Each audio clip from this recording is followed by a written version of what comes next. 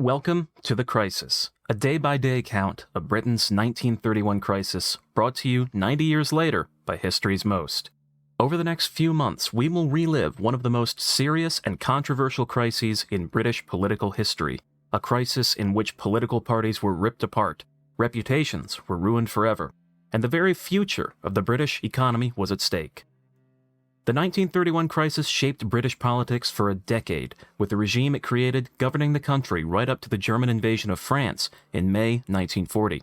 It produced some of the most bitter and personal recriminations ever seen in British politics, as well as fierce ideological battles about whether one should put country before party, and questions about the very philosophical purpose of a left-wing government. Not to mention naval mutinies, military action in the Far East, and the biggest landslide election Britain has ever seen. Each week, and at times each day, we will be updating you on the latest developments of this fast-moving crisis, during which politicians were frequently told by their advisors that action was needed in hours rather than days, in order to avoid the deluge of a complete collapse in the value of sterling, and therefore British economic life.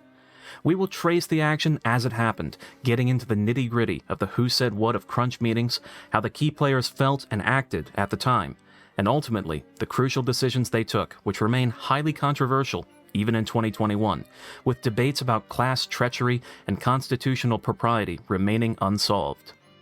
But first, some context. Over the next few episodes, we will be setting the scene for the almighty storm that is to come mid-August.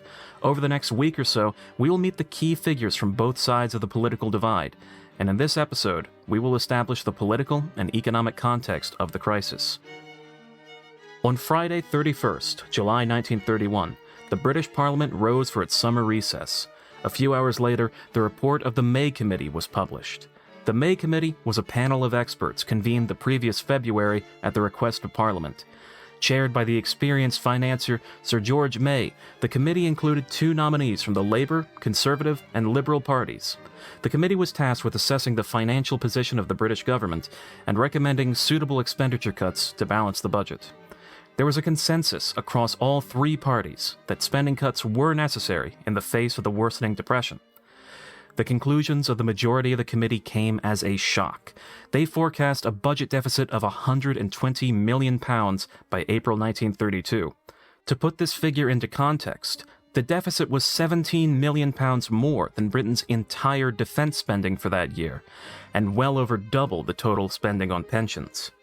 The May report recommended £24 million worth of tax rises and over £96 million of cuts to balance the books.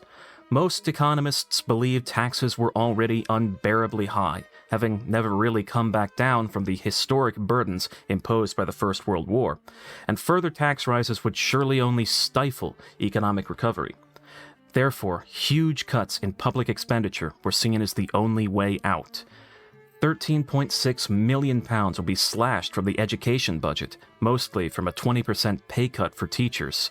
£2.2 million saved on defence by reducing the rate of pay for servicemen, and nearly £1 million would come from a 12.5% pay cut for policemen. However, the majority of the savings, £66.5 million, were to come from unemployment insurance, not least a 20% cut in the rate of the benefit.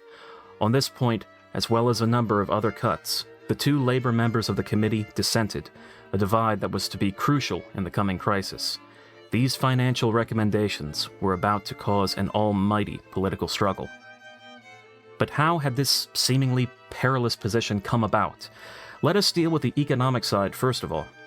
Britain had, since the beginning of the 1920s, been experiencing something of an economic depression, or at least a prolonged period of stagnation.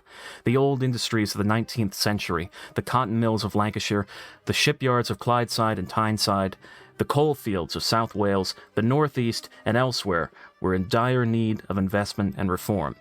Unemployment had stubbornly resisted all attempts to bring it under 1 million, and wages had been squeezed, resulting in serious labor unrest, not least the 1926 general strike. Then came the Wall Street crash and the Great Depression. Unemployment had unsurprisingly spiraled out of control, passing 2 million by mid-1930 and showing no signs of halting. By July 1931, more than 2.75 million were out of work. Britain's unemployment insurance scheme, which provided welfare for those out of work paid for by employer and employee contributions, was effectively bankrupt, and the Treasury was having to lend money to the unemployment insurance fund to keep it afloat. This, along with collapsing tax revenues as the Depression bit deeper, was the essential cause of the black hole in government finances. A second economic controversy was brewing over growing calls for protectionism, a system of tariffs on imports, to protect British industry and agriculture from cheap foreign imports. Protection had been the dream of the Conservative Party since the beginning of the 20th century, but the Liberal and Labour parties were believers in free trade, believing that tariffs simply would amount to a food tax that would lower the standard of living of the very poorest by raising the prices of basic goods. Such was the strength of feeling on tariffs that the Conservative Party, as recently as 1923, had lost an election by running on a protectionist manifesto. Now, the political situation. Since the 18th century, Britain had been a predominantly two-party system, with the Conservatives, or Tories, competing with the Liberal Party, once known as the Whigs. During the interwar period, this two-party system fell apart due to both the split of the Liberal Party in the First World War and the emergence of the rapidly growing Labour Party. Labour was a fusion of the trade union movement and all these small socialist societies that had emerged in the late 19th century and in the early 1920s, as it rapidly displaced the Liberals as the progressive party in British politics and the chief opponent of the Conservatives. Labour had first taken office in January 1924 as a minority government, reliant on Liberal votes in Parliament to pass legislation, an experiment which lasted a little over 9 months before the government fell and the Conservatives were swept back into power with a Red Scare election. However, Labour came roaring back in 1929, winning their best ever result. With 37% of the vote and 287 seats, the second Labour government entered office in June 1929, with high hopes of finally tackling unemployment. However, once again, Labour was a minority government, relying on the goodwill of 59 Liberal MPs. Furthermore, the World Depression struck just a few months later and created an economic whirlwind no government seemed capable of dealing with. Without a parliamentary majority, with hardly any government experience, and in the face of what appeared to be insurmountable economic difficulties, the Labour government drifted for 18 months. As will be discussed next episode, the Labour cabinet was overwhelmingly working class, for the men who ran the country were former railwaymen, factory hands and foundrymen, self-educated men who had climbed from the bottom to the top, but who lacked a university education and the self-confidence it might have given them to challenge the high-born civil servants they worked alongside.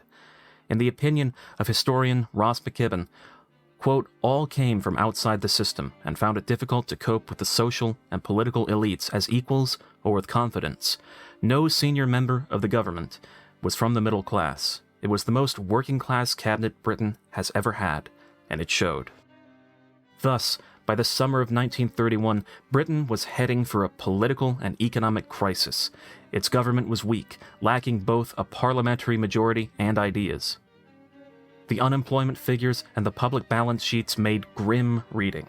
However, when Parliament rose on July 31st, 1931, there was little indication that a major crisis was just around the corner.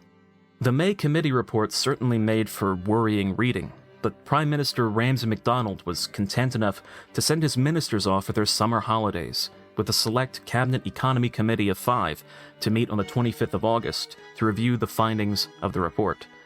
MacDonald himself was travelling 600 miles that day to his native Lossiemouth in the Scottish Highlands, recording in his diary that the situation was precarious, but giving no hint he believed a major crisis was about to unravel. The Bank of England reassured him the announcement of the Cabinet's intention to digest the May report and balance the budget in the autumn had had an excellent effect on financial opinion, and no further statement, let alone action, would be necessary. The stark reality was that by 25th of August, the date MacDonald had arranged for the Cabinet Economy Committee to meet to consider the next steps, the Labour government had collapsed, and Britain appeared to be on the brink of ruin. The Prime Minister did not have as long as he thought.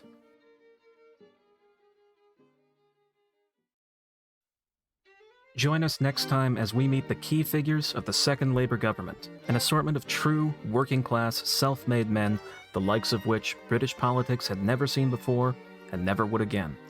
If you like what we're doing, give us a like, tell us in the comments, and please consider subscribing.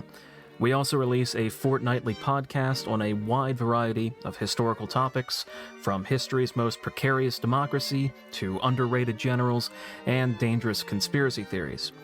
And thanks so much to our patrons for supporting us, including our executive producers Eustace Abel, Jeremy Marcoux, Tom McCool, and Tony Turin. And thank you for watching. See you in the next episode.